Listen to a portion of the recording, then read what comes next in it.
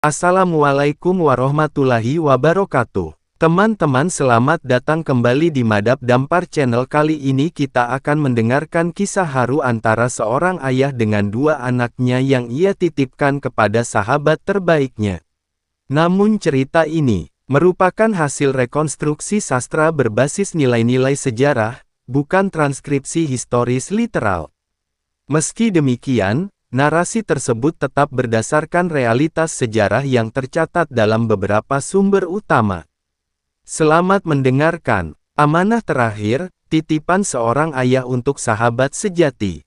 Angin musim gugur berhembus perlahan di kota Tus. Pepohonan meluruhkan daunnya satu demi satu, seakan ikut meratap menyambut perpisahan yang tak bisa dihindari. Di sebuah rumah kecil yang sudah lama renta seperti penghuninya, seorang lelaki tua tengah terbaring lemah, menanti waktu yang dijanjikan oleh Rabb-nya. Namanya tak dikenal banyak orang. Ia bukan hartawan, bukan pula pemuka kaum. Tapi dalam diamnya, ia membesarkan dua anak laki-laki yang kelak akan mengguncang dunia dengan ilmu dan hikmah, Ahmad dan Muhammad. Si bungsu, Muhammad, kelak dikenal dunia sebagai Imam Abu Hamid Al-Ghazali, sang hujatul Islam. Sementara tubuhnya melemah hari demi hari, jiwa sang ayah tak kunjung damai. Bukan karena takut mati, ia tahu, ajal adalah tamu yang tak bisa ditolak. Tapi satu beban berat menggelayuti hatinya, dua anak yang masih kecil, dua tunas ilmu yang belum sempat tumbuh sepenuhnya. Pada suatu pagi yang dingin, ia meminta seorang sahabat lamanya datang, seorang sufi yang saleh dan penyabar. Namanya tidak tercatat dalam sejarah besar, namun hari itu, ia menjadi bagian dari kisah yang akan mengubah dunia. Sang sahabat datang dengan jubah sederhana dan tatapan lembut. Ia duduk di sisi sahabatnya yang terbaring, menggenggam tangannya dengan hangat. "Lebih besar dari saudaraku," bisik lelaki tua itu lirih, "engkau datang di waktu yang paling ayah butuhkan. Semoga Allah membalas langkahmu dengan surga." Sahabat itu hanya tersenyum, lalu membalas, "Lebih besar dari, aku datang bukan hanya sebagai teman lama. Aku datang sebagai saudara dalam iman. Katakanlah, apa yang masih menjadi beban di hatimu." Air mata perlahan mengalir dari sudut mata sang ayah. Ia menoleh pelan ke arah dua anaknya yang duduk di pojok ruangan.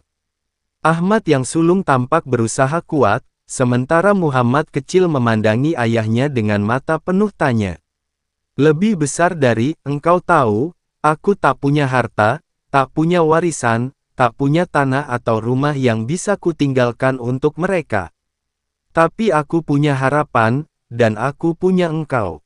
Tangannya menggenggam tangan sahabatnya lebih erat, seperti seseorang yang hendak menitipkan seluruh hidupnya dalam satu genggaman.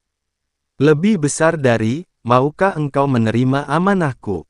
Maukah engkau menjaga mereka seperti menjaga anakmu sendiri?" Ahmad dan Muhammad, mereka bukan hanya anakku. Mereka adalah benih yang semoga tumbuh menjadi pohon ilmu yang meneduhkan umat. Tapi tanpa asuhan, mereka bisa layu sebelum berkembang. Sahabat itu terdiam. Matanya berkaca-kaca. Ia menatap anak-anak itu, mereka masih sangat muda, namun ada cahaya di mata keduanya yang tidak dimiliki anak biasa. "Lebih besar dari, saudaraku," jawabnya pelan, "menjaga anak yatim bukan sekadar kebaikan. Itu kehormatan. Jika Allah memilihku menjadi penjaga amanahmu, maka aku menerimanya dengan hati penuh syukur dan takut. Syukur karena dipercaya, takut karena tanggung jawabnya besar." Sang ayah menghela nafas panjang. Bibirnya tersenyum tenang, seolah beban berat telah turun dari bahunya. "Lebih besar dari, didiklah mereka dengan kasih, bukan paksaan. Bimbing mereka menuju ilmu yang menghidupkan hati, bukan sekadar pengetahuan yang membanggakan lidah. Jika engkau harus mengajarkan mereka lapar, ajarkan juga untuk sabar. Jika engkau harus menunjukkan dunia yang keras, tunjukkan juga keindahan iman." Ia lalu memanggil kedua anaknya mendekat. Muhammad duduk di sisi kanan, Ahmad di sisi kiri. Ia merangkul mereka berdua, meski dengan sisa tenaga terakhir. Lebih besar dari anak-anakku, mulai hari ini, ayah akan menitipkan kalian kepada orang yang ayah percaya. Dengarkanlah dia seperti kalian mendengarkan ayah. Ikutilah arahnya seperti kalian mengikuti langkah ayah dalam salat. Lebih besar dari, jangan menangis karena perpisahan. Air mata kalian adalah hujan bagi doa ayah. Tapi jangan biarkan duka membuat kalian lupa tujuan hidup, menjadi orang yang dicintai Allah. Ia memeluk mereka sejenak, lalu melepaskannya dengan tenang. Lebih besar dari, Muhammad, engkau selalu suka bertanya. Teruslah bertanya, tapi jangan lupa mencari jawaban dengan rendah hati. Suatu hari nanti, mungkin engkau akan menulis buku yang dibaca umat manusia. Tapi ingatlah, tulisan paling agung adalah amalmu sendiri. Lebih besar dari, Ahmad, engkau selalu menjadi pelindung adikmu. Teruslah menjadi penopangnya. Jika kelak engkau bekerja, bekerja dengan jujur. Jangan biarkan dunia memalingkanmu dari agama. Sang sahabat menyeka air matanya dengan lengan jubah. Lebih besar dari, aku bersaksi, insya Allah aku akan menjaganya. Mereka akan aku bawa ke madrasah, aku kenalkan pada para guru, dan aku bimbing sebaik mungkin. Semoga dari mereka lahir kebaikan bagi umat ini. Ayah mereka mengangguk. Ia menatap langit-langit rumah, seperti menatap surga yang mulai mendekat.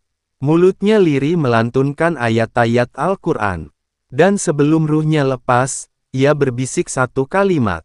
Lebih besar dari, ya Allah, aku titipkan anak-anakku pada engkau, dan pada sahabatku yang kucinta karenamu. Tangannya terkulai, tubuhnya diam. Tapi cahaya wajahnya tetap ada, meninggalkan jejak kebesaran jiwa yang akan terus hidup dalam anak-anaknya. Dan sejak hari itu, dua anak yatim itu tidak sendirian. Dalam pelukan kasih seorang sahabat ayahnya, mereka tumbuh menjadi pribadi yang tangguh.